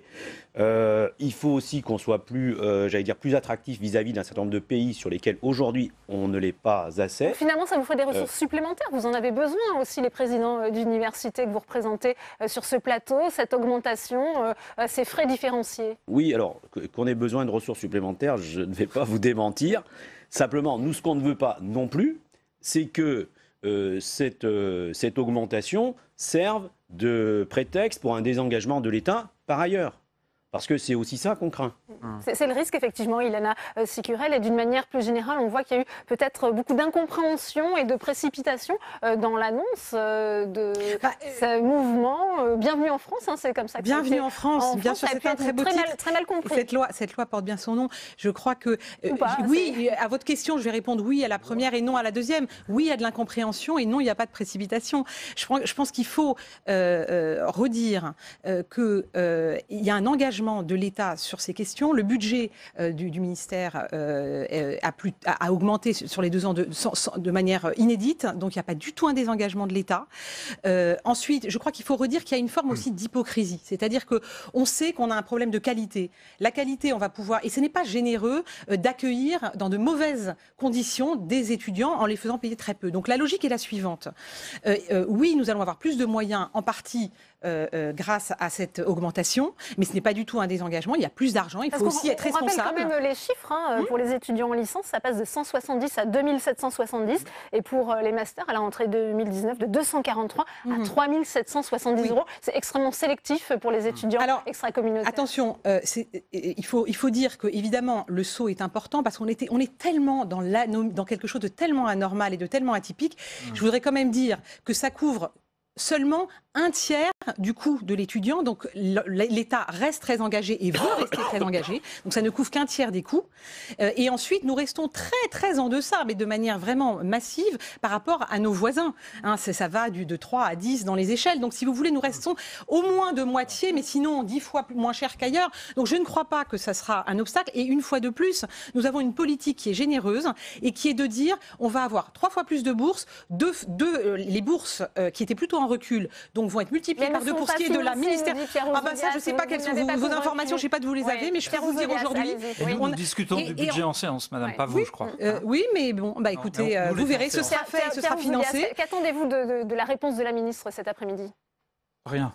Madame Vidal, rien, vous savez, ça fait 1 an qu'elle nous raconte des tas de choses, qu'elle ne nous donne pas les informations qu'on demande, qu'elle a géré Parcoursup avec une totale opacité. On n'attend plus rien de Madame Vidal. Moi, ce que je crains dans votre discours, Madame, c'est que vous nous dites qu'aujourd'hui, il n'est pas raisonnable d'être généreux avec des étudiants, quand on voit les moyens qu'on leur donne pour enseigner. On est tout à fait d'accord, mais ça vaut aussi pour les étudiants français. Vous souhaitez l'augmentation des frais d'inscription pour les étudiants français ? Ça sera à eux de payer leurs bonnes conditions d'enseignement. Là, vous me faites peur. Moi, je voudrais répondre, peur. Si vous voulez, parce que c'est très important. Est-ce que cette mesure va être étendue finalement aux étudiants européens, aux étudiants français ? Non, alors je tiens, il y a une différence à faire entre un étudiant qui est français, dont les parents payent les impôts, dont lui-même paye les impôts quand il travaille, et un étudiant international. Je dis ici, à ce micro, de manière la plus solennelle, ça a été dit par le Premier ministre, ça a été redit par la ministre dans sa lettre, qu'il n'est absolument hors de question que la même logique préside pour les droits d'inscription pour les étudiants français. Au contraire, on est très sensible à la question du pouvoir d'achat, et vous n'êtes pas sans savoir qu'on a supprimé justement la sécurité sociale pour les étudiants. Oui. Donc je le dis de la manière la plus solennelle aujourd'hui. Ça n'est pas du tout la même logique, et nous restons en deçà des coûts. On va donner la parole à Olivier Paccaud et aussi à Arlette Boisdel après. Oui, il y a quand même aussi un paradoxe au niveau du coût et du financement. Le paradoxe, c'est que les pays qui attirent le plus d'étudiants étrangers sont les pays où le coût est le plus cher. Les États-Unis, le Royaume-Uni, l'Australie. Et la France qui, au contraire, a une quasi-gratuité, on peut dire ça, hein, nous sommes très généreux, effectivement, elle est 4e, elle attire quand même pas mal, notamment les pays, des étudiants issus de nos anciennes colonies, hein, puisque c'est notamment le Maghreb, une partie de l'Afrique noire qui fournit les bataillons de ces étudiants. Eh bien, on peut dire que c'est peut-être pas forcément l'argument financier qui joue pour attirer. Néanmoins, il faut plus de moyens pour l'université. Je pense, ça peut paraître iconoclaste, mais que de donner le même tarif d'inscription, exactement le même tarif pour n'importe quelle étude, ne me paraît pas forcément être une bonne chose. Il y a des études qui coûtent plus ou moins cher. Alors là, ça nous fait rentrer dans une réflexion beaucoup plus approfondie. Et l'un des problèmes des annonces du Premier ministre, c'est qu'il n'y a eu aucune concertation avec personne, que ce soit la CPU, que ce soit les syndicats. Un point sur lequel vous êtes d'accord, Ralen Bouabdallah, cette absence de concertation. On travaille bien que quand on travaille avec les principaux intéressés, qu'on bâtit ensemble. C'est pour ça qu'on insiste là-dessus. Encore une fois, je ne rejoindrai pas mon voisin de droite sur, qui était à gauche par ailleurs, sur Parcoursup, où effectivement, là, il y a eu une vraie concertation. C'était des mesures qui étaient attendues d'une part, et ensuite vraiment concertées avec le ministère. Et du coup, on a pu porter ces mesures-là jusqu'au bout et on continue de les porter. Sur le sujet de l'attractivité internationale, qui est par ailleurs, globalement, nous, on considère un plan très positif, très utile et pour le coup, en tant que plan, bienvenu. Simplement, la question des droits d'inscription est pas un sujet anodin qui passait juste comme ça par hasard. Et donc, nous, ce qu'on souhaite, c'est que ce sujet-là, avec le reste du plan, pour ne pas créer d'effets négatifs sur le reste du plan, qui est extrêmement, vous avez cité les visas, etc., etc.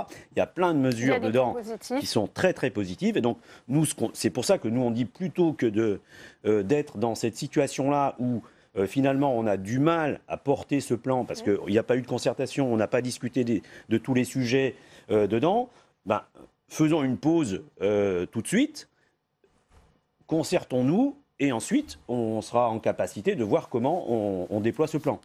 C'est ça notre proposition. C'est la concertation, la seule solution pour une sortie de crise, Ilana Sicurel ? Écoutez, j'ose espérer qu'on n'est pas dans une crise parce que j'entends tout à fait ce que vous dites, mais je crois que dans la mesure où nous sommes vraiment d'accord sur l'essentiel et qu'une concertation d'abord s'ouvre aujourd'hui, puisque la ministre l'a annoncé dans une lettre et ça va maintenant s'installer dans les prochaines semaines, et que par ailleurs, je lance un peu un appel au président d'université, dans la mesure où cette réforme, elle donne une grande latitude au président d'université. Donc ce n'est pas quelque chose d'imposé, c'est quelque chose où chacun va pouvoir imaginer l'accueil tel qu'il le souhaite avec l'augmentation qui sera faite dans son université. Je pense qu'il y aura beaucoup de place pour la concertation. Là, ce sont des grands axes. Et j'ai envie de dire, si nous sommes d'accord sur les grands axes, je pense que ce serait dommage maintenant de reculer parce que l'essentiel, c'est quand même d'avancer dans la bonne direction ensemble.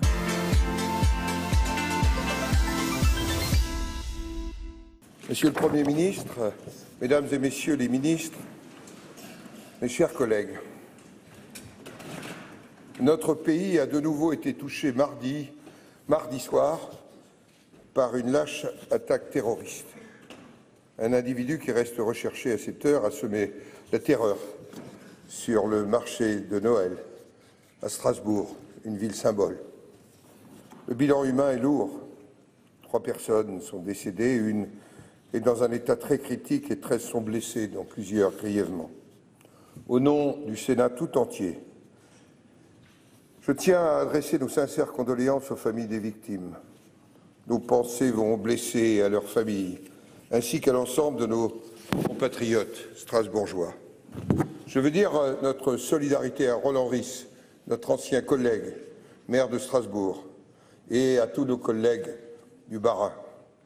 Je tiens à saluer le professionnalisme des forces de sécurité déjà mis à rude épreuve depuis le début 2015.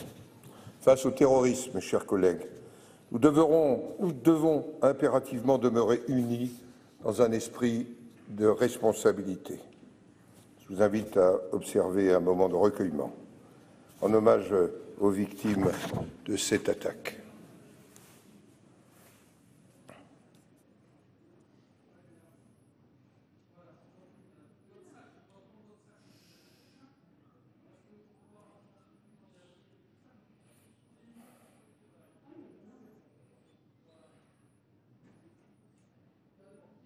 vous remercie.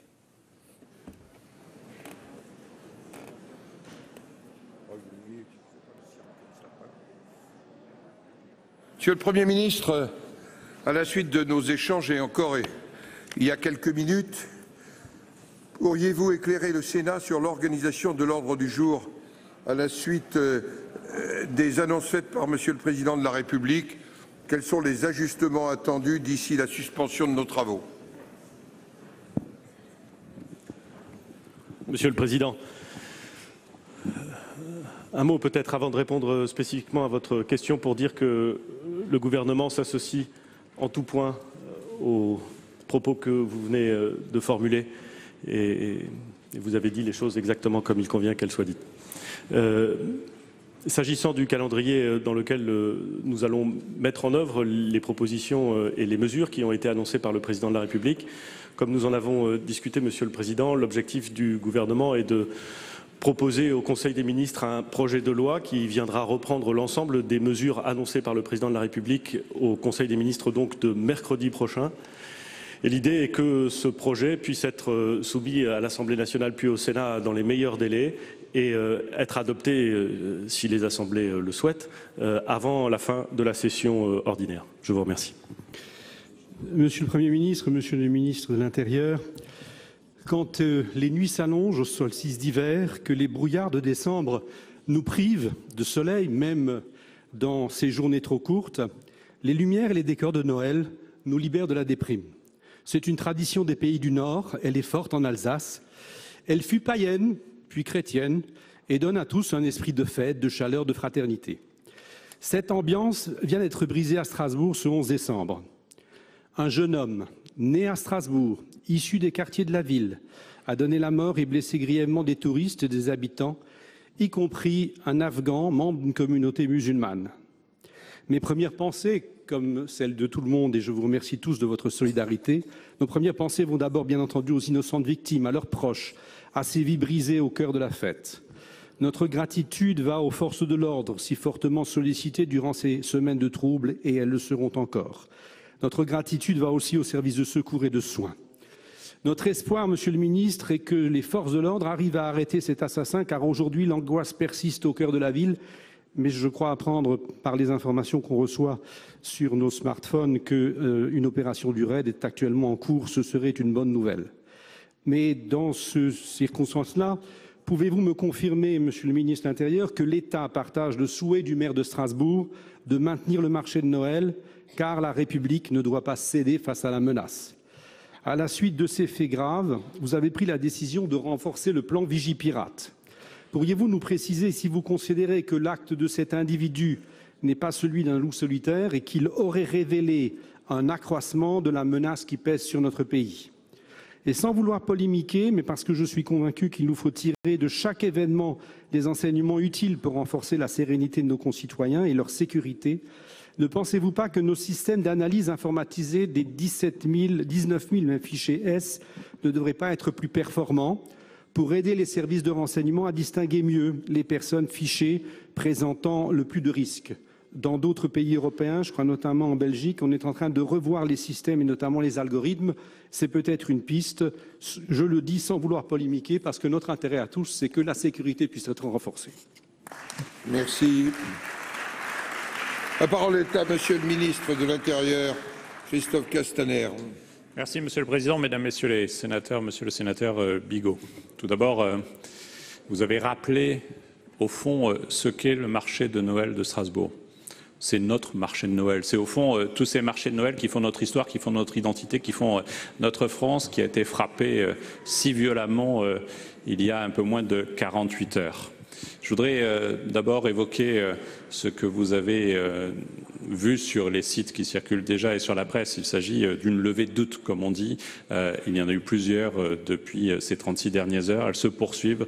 Cela n'est pas un signalement et ne veut rien annoncer. Laissons l'enquête se poursuivre. Je voudrais vous indiquer, monsieur le sénateur, qu'il y a actuellement 720 policiers, gendarmes, forces qui sont mobilisés sur le territoire de Strasbourg et tout particulièrement 280 personnes qui sont au titre de la police judiciaire mobilisées sur cette enquête. J'étais hier soir avec le secrétaire d'État au siège de la DGSI auprès de la section antiterroriste et je sais que la mobilisation est partout en France du même niveau et même à l'international pour nous accompagner dans cette quête du terroriste pour que nous puissions au plus vite l'arrêter. Je voudrais vous préciser que je me rendrai tout à l'heure à Strasbourg pour rencontrer à la fois le préfet mais aussi monsieur le maire de Strasbourg pour prendre la décision la plus adaptée pour la réouverture ou pas du marché de Noël. Et bien évidemment, si nous devions prendre cette décision, il y aurait les forces mobilisées sur le marché de Noël pour que celles et ceux qui décident d'y venir se sentent parfaitement en sécurité. Mais le risque terroriste, pas à Strasbourg spécifiquement, existe partout, tout le temps. Et nous devons, nous le savons tous, changer aussi notre regard, notre vigilance et nous engager sur ce sujet. Mais quoi qu'il en soit, je veux, monsieur le sénateur et mesdames, messieurs les sénateurs, vous dire qu'au moment présent, tout est mis en œuvre pour que, au plus vite, le terroriste soit arrêté et que nous puissions, sur ce sujet, faire toute la lumière, y compris sur la meilleure façon de suivre celles et ceux qui sont enregistrés sur le chemin de la radicalisation. Et c'était le cas de cette personne. Je voudrais aussi préciser, pour conclure, qu'il était identifié comme fichier S. Il était particulièrement suivi par la DGSI. Et d'ailleurs, au moment où une interpellation était programmée pour un crime de droit commun, la DGSI était associée pour vous dire que nos services ont, sur ce sujet, travaillé main dans la main et fait en sorte que nous puissions l'interpeller dès que sa dangerosité a été avérée, mais c'était non pas sur sa radicalisation, mais sur un fait de droit commun. Monsieur le Président, Monsieur le Premier ministre, chers collègues, la crise sociale qui perturbe notre pays depuis plusieurs semaines couvait depuis longtemps. Elle appelle des réponses fortes qui ont tardé de l'exécutif. Notre groupe de l'Union centriste, par la voix du président Hervé Marseille, a évoqué jeudi dernier dans cet hémicycle notre vision de la situation et nos propositions pour y répondre. Lundi dernier, le président de la République a annoncé diverses mesures à destination essentiellement des salariés. Mais de nombreux autres Français souffrent et se sentent délaissés, qui vivent également dans la précarité avec de faibles ressources. Je pense à des artisans, agriculteurs, pêcheurs et professionnels indépendants qui connaissent aussi de graves difficultés, s'inquiètent pour leur avenir et celle de leur famille. Je pense encore au projet de reprise Ascoval dans le Nord et Blanquefort pour Ford, sur lesquels je sais que le ministre de l'Économie et des Finances est particulièrement mobilisé. Nous aimerions connaître vos propositions pour ces Français qui ressentent tout autant le ras-le-bol fiscal et social. D'autre part, le coût des mesures est élevé, au moins 10 milliards. Éviter la forte dégradation des comptes publics est impératif. Au Sénat, nous appelons de longue date à une réduction de la dépense publique, mais aussi à une lutte accrue contre la fraude fiscale ou encore une taxation des entreprises qui optimisent ou masquent leurs profits. Monsieur le Premier ministre, quelles mesures complémentaires le gouvernement entend-il prendre pour que, outre les attentes du pouvoir d'achat, des réponses soient également apportées à ce sentiment d'injustice fiscale et sociale? Pour vous répondre, la parole est à monsieur Bruno Le Maire. Monsieur le ministre, vous avez la parole. Et Monsieur le Président, Mesdames et Messieurs les sénateurs, je vous confirme que le gouvernement fera tout ce qui est nécessaire en regard des 10 milliards d'euros de dépenses supplémentaires pour tenir les comptes publics et pour nous rapprocher le plus possible des 3% de déficit public qui sont notre engagement européen auquel nous tenons. Et nous ferons des propositions dans les jours qui viennent pour aller dans ce sens-là. Raison de plus pour lutter contre l'optimisation fiscale. Raison de plus pour taxer les géants du numérique. Raison de plus pour mettre en place un minimum d'imposition pour ces multinationales qui s'installent à l'étranger et qui ne payent pas leur juste imposition en France. Nous le ferons. Mais puisque vous évoquez aussi le cas de Ford à Blanquefort, je viens d'apprendre par un simple communiqué de presse que Ford refusait l'offre de reprise de Punch sur l'usine de Blanquefort à Bordeaux. Je suis révolté, je suis écœuré par cette décision qui ne se justifie que par la volonté de Ford de faire monter son cours de bourse. Je veux dénoncer la lâcheté de Ford à qui je demande de parler depuis 3 jours et qui n'a même pas eu le courage de prendre le ministre de l'économie et des finances au téléphone. Je veux dénoncer le mensonge de Ford qui dit dans ce communiqué que l'offre de reprise de Punch n'est pas crédible alors que nous y travaillons depuis des mois avec les salariés, avec Punch, et que c'est une offre industrielle crédible, solide, qui garantit l'avenir du site industriel de Blanquefort. Et je veux dénoncer la trahison de Ford vis-à-vis des plus de 800 salariés du site du Blanquefort, à qui je veux rendre hommage, parce qu'ils avaient accepté de réduire leur salaire, de réduire leur RTT, de faire des efforts considérables pour garantir la reprise. Ils ont été trahis par Ford. Les salariés, les syndicats, M. Philippe Poutou ont été à la hauteur de leurs responsabilités, là où Ford ne l'a pas été.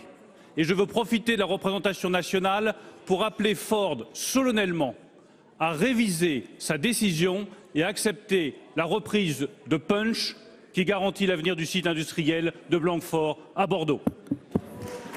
Monsieur le Président, Monsieur le Premier ministre, Mesdames et Messieurs les ministres, mes chers collègues, au nom des sénateurs du groupe de La République En Marche, je tiens à me joindre à la solidarité unanimement exprimée dans cet hémicycle à l'égard des victimes du terrible attentat survenu à Strasbourg. Je tiens également à remercier les pompiers et les forces de l'ordre pour leur travail remarquable qu'ils réalisent quotidiennement en faveur de la protection et de la sécurité des Français, en particulier ces dernières semaines suite aux nombreuses manifestations qui ont émaillé notre territoire. Monsieur le Premier ministre, le Président de la République a décrété lundi l'état d'urgence économique et sociale, après 3 semaines de crise des Gilets jaunes dans l'Hexagone et en Outre-mer, notamment à l'île de la Réunion. Je cite: « Nous voulons une France où on peut vivre dignement de son travail. Sur ce point, nous sommes allés trop lentement », a affirmé le Président. Cette volonté affichée du chef de l'État se traduit par des annonces fortes et concrètes. En premier lieu, l'annulation immédiate des taxes sur le carburant, une superbe prime à la conversion, la défiscalisation des aides régionales, l'élargissement du chèque énergie et ensuite, dès le début de l'année prochaine, un salarié au SMIC bénéficiera d'un gain mensuel de 100 €. Les retraités percevant moins de 2 000 € par mois seront exemptés de la hausse de la CSG.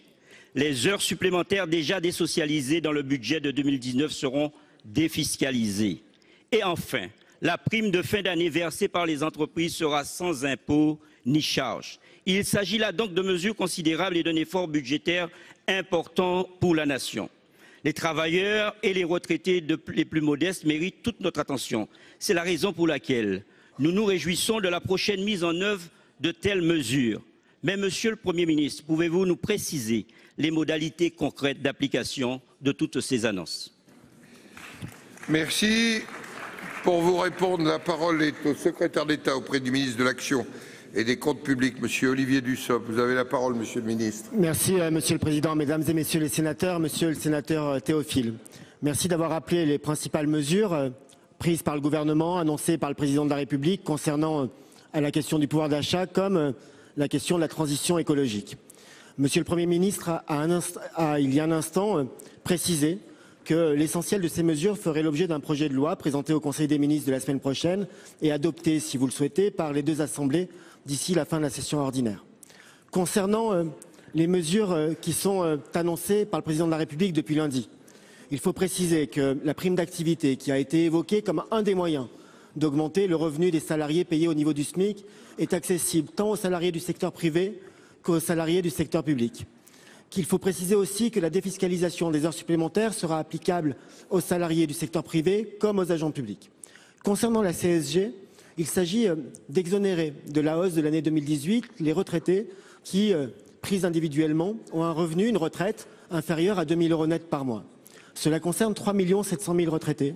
Et donc, la moitié des retraités qui ont vu leur CSG augmenter en 2018 verront cette augmentation annulée au cours de l'année 2019. Cela concerne, pour être un peu plus précis, les retraités dont le revenu fiscal de référence, et la notion est importante, est inférieur à 22 580 € par mois pour une personne seule. Et lorsque ces personnes vivent en couple ou dans des foyers fiscaux de 2 personnes ou plus, nous maintenons les règles de calcul au niveau du foyer, soit pour un couple 34 600 €. C'est un point qui est important à préciser et ce point doit être accompagné de 3 autres précisions. La première pour dire que les retraités, et là aussi je parle d'une personne seule, qui ont un revenu fiscal de référence inférieur à 14 548 € par mois, continueront à bénéficier du taux minoré par an, continueront à bénéficier du taux minoré de 3,8%. La deuxième précision pour dire que ces mesures s'ajoutent à celles annoncées par le Premier ministre qui consiste à conditionner le changement de tranche d'assujettissement au fait d'avoir franchi le seuil de revenu 2 années consécutives. Et enfin, si les modalités techniques de mise en œuvre de ce retour à un taux de 6,6% nous empêchent de les traduire à la fin du mois de janvier, nous veillerons à ce que ce soit rétroactif, quel que soit le moment de l'année où ce sera mis en œuvre. Merci. C'est la fin de cette édition. Merci à vous de l'avoir suivi. Très bonne suite des programmes sur les chaînes parlementaires.